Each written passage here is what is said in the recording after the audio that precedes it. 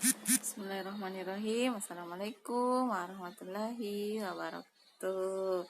Alhamdulillahirabbil alamin.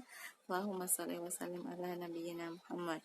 Alhamdulillah, kembali lagi Ustazah menyapa Ananda melalui video pembelajaran untuk mata pelajaran IPA di kelas 4. Nah, materinya kali ini adalah sumber daya alam. Ustazah mau sapa dulu nih Ananda di rumah. Gimana kabarnya? Soleh-soleha? Semoga soleh-soleha sehat selalu ya bersama keluarga di rumah. Insya Allah, amin. Nah, sebelum kita melanjutkan pembelajaran kita berdoa dulu, membaca basmalah dan doa sebelum belajar. Bismillahirrahmanirrahim. Rabbi zidni ilman warzuqni fahman wa'allimni bisolihin. Amin. Amin ya rabbal alamin. Semoga Allah memudahkan Ustazah untuk menyampaikan materi ini, dan Allah juga memudahkan Ananda untuk memahami apa yang Ustazah sampaikan. Insyaallah, amin. Jadi materi kita kali ini adalah sumber daya alam. Ananda tahu yang mana sumber daya alam itu? Coba diperhatikan di screen yang tampak ya. Apakah di screen ini ada yang termasuk sumber daya alam? Baik, jawabannya akan kita ketahui setelah membahas materi ini, insya Allah. Nah, materi kita ya untuk pertemuan kali ini adalah yang pertama pengertian sumber daya alam, yang kedua manfaat sumber daya alam, dan yang ketiga macam-macam sumber daya alam. Nah, oke, soleh-soleha, kita simak dulu ya firman Allah di dalam surah Al-Baqarah ayat 29 yang artinya Bismillahirrahmanirrahim. Dialah Allah yang menjadikan segala yang ada di bumi untuk kamu, dan Dia berkehendak menciptakan langit lalu dijadikannya 7 langit, dan Dia maha mengetahui segala sesuatu. Jadi Masya Allah, Alhamdulillah ya, Allah menciptakan bumi dan segala isinya ya yang ada di bumi ini adalah untuk kamu. Maksudnya di sini adalah untuk manusia.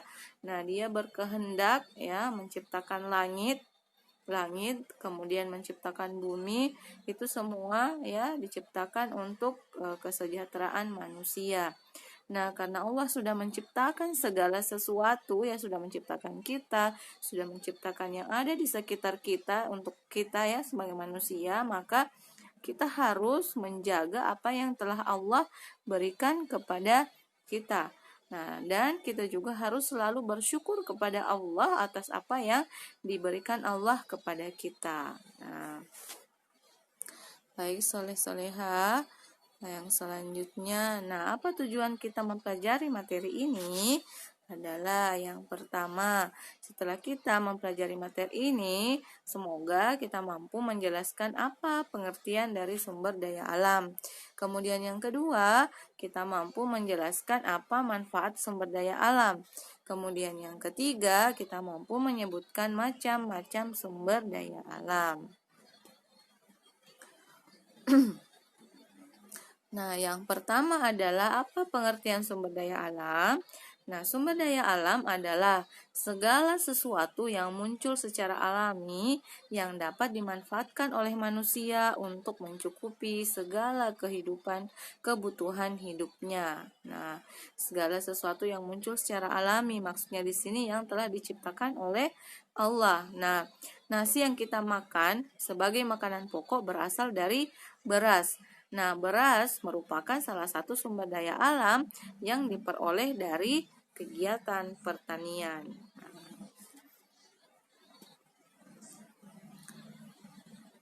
Kemudian, apa fungsi sumber daya alam? Nah, sumber daya alam ini ya yang ada di sekitar yang ada di sekitar kita yang telah diciptakan oleh Allah Subhanahu wa taala fungsinya adalah untuk kelangsungan hidup dan kesejahteraan umat manusia.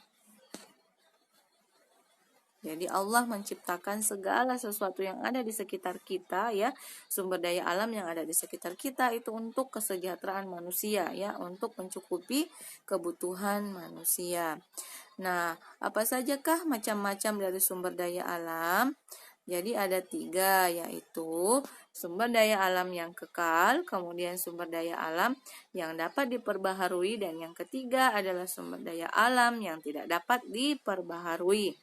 Nah, apakah sumber daya alam kekal itu? Apa yang dimaksud dengan sumber daya alam kekal? Adalah sumber daya alam yang tidak habis karena selalu tersedia dan dapat digunakan sebanyak-banyaknya. Kira-kira Anda tahu tidak apa contohnya? Nah, betul sekali. Contohnya adalah misalnya udara. Kemudian apalagi tanah. Nah, itu ya salah satu contoh dari sumber daya alam yang kekal yang katanya tidak habis karena selalu tersedia. Nah, kemudian sumber daya alam yang dapat diperbaharui adalah sumber daya alam yang dapat diusahakan kembali keberadaannya jika habis. Nah, kemudian yang ketiga adalah sumber daya alam yang tidak dapat diperbaharui adalah sumber daya alam yang dapat habis jika digunakan terus-menerus. Jadi tidak bisa lagi diusahakan kalau sudah habis. Nah, apa sajakah contoh dari sumber daya alam tersebut? Baik, kita lihat di gambar. Yang pertama, sumber daya alam kekal. Nah, sumber daya alam kekal contohnya adalah cahaya matahari, kemudian air, kemudian angin, ya.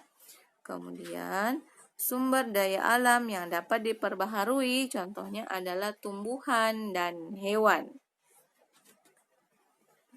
Kemudian sumber daya alam yang tidak dapat diperbaharui contohnya adalah minyak tanah, batu bara, emas, dan besi. Baiklah, alhamdulillah. Demikianlah materi yang dapat Ustazah sampaikan pada kesempatan kali ini. Semoga bermanfaat untuk Ananda ya, diberkahi oleh Allah insyaallah, amin, dan mudah dipahami oleh Ananda. Syukron atas perhatian Ananda soleh-soleha yang hebat, Masya Allah. Sampai jumpa insya Allah di kesempatan berikutnya. Assalamualaikum warahmatullahi wabarakatuh.